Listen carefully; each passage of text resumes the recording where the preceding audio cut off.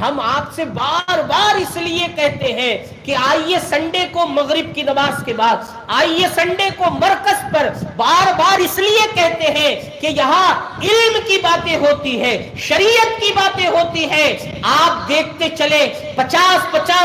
60 سال کے لوگ ہوئے، آج جو درس ہوا فرشتوں کے بارے میں، لوگوں کو ان فرشتوں کے نام ہی نہیں پتا، تو نام نہیں پتا تو کام کہاں سے پتا ہوں گے؟ منکر نکیر کسے کہتے ہیں؟ بہت سارے لوگ تو منکر نکیر کہتے ہیں، وہ منکر نہیں، وہ منکر نکیر ہے۔ اسرائیل علیہ السلام کے کیا کام ہے لوگوں کو پتا نہیں، اسرافیل علیہ السلام کے کیا کام ہے لوگوں کو پتا نہیں، مگر آج آپ سنی دعوت اسلامی کے اس اجتماع میں آئے تو آپ کو اجتماع کے صدقے اتنا علم ملا کہ منکر نکیر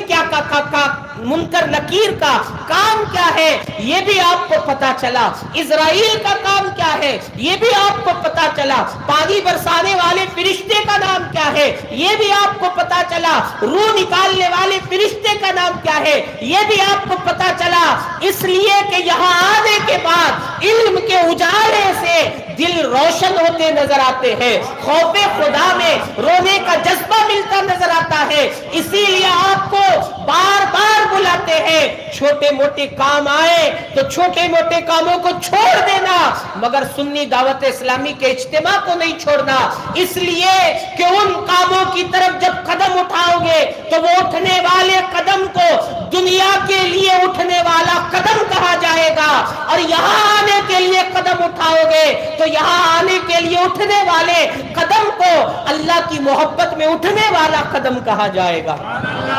تو اسی لیے کبھی اجتماع کو آپ نہ چھوڑے، ہر اجتماع میں پابندی وقت کے ساتھ آتے رہے۔ کیوں؟ کیونکہ یہاں علم کی بات ہوتی ہے، اور ہم جو ہے بڑے بڑے صحابہ، بڑے بڑے بزرگان دین، بڑے بڑے اولیاء، بڑے بڑے تابعین، طبع تابعین، ائمہ مجتہدین، تمام کو دیکھتے ہیں تو ان کی زندگیوں میں علم کی محبت بہت نظر آتی ہے۔